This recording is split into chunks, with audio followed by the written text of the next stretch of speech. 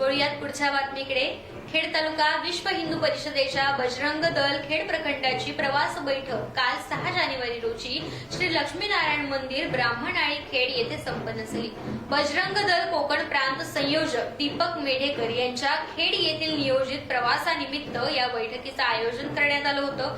या बैठकीसाठी विश्व हिंदू परिषद जिल्हा अध्यक्ष बिपिनदादा पाटणे, खेड तालुका विश्व हिंदू परिषद प्रखंड मंत्री भरत पटेल, सहमंत्री नरेश इदाते यांच्या सुयोग्य नियोजनाने ही बैठक पार पडली। या बैठकीत खेडमध्ये गोवंश हत्या प्रकरणात पोलीस प्रशासनाला गोवंश हत्येचे पुरावे शोधण्यात मोलाचे सहकार्य करणाऱ्या यश जोगळे राहणार खारी सुसेरी या महाविद्यालयीन गोसेवकाचा यथोचित सन्मान देखील करण्यात आला। यश याने या प्रकरणातील पुरावे शोधण्यासाठी स्वतः नदीपात्रात उतरून गोवंश हत्या संबंधातील पुरावे शोधून ते पोलिसांच्या निदर्शनास आणून दिले। त्याच्या या असामान्य कार्याचे उपस्थित सर्वांकडूनच विशेष कौतुक करण्यात आले।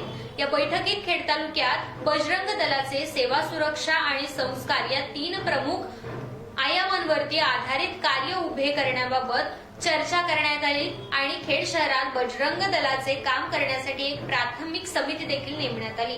या बैठकीसाठी खेड शहर आणि तालुक्यातील अनेक तरुणांची उपस्थिती लाभली होती। तर पुढची बातमी आहे ती म्हणजे बांगलादेशीय नागरिकाला शिरगाव ग्रामपंचायतीतून जन्मदाखला मिळाल्याने आता तालुक्यात मोठी खळबळ उडाली। मुंबई पोलिसांच्या चौकशीत एक धक्कादायक प्रकार उघडकीस आला। बांगलादेशीय नागरिकाला रत्नागिरी तालुक्यातील शिरगाव ग्रामपंचायतीकडून खोटा जन्मदाखला देण्यात आला असल्याचं समोर आलं। मुंबई पोलिसांनी या प्रकरणी तत्कालीन सरपंच, ग्रामसेवक आणि ग्रामपंचायत सदस्यांना चौकशीसाठी बोलावले।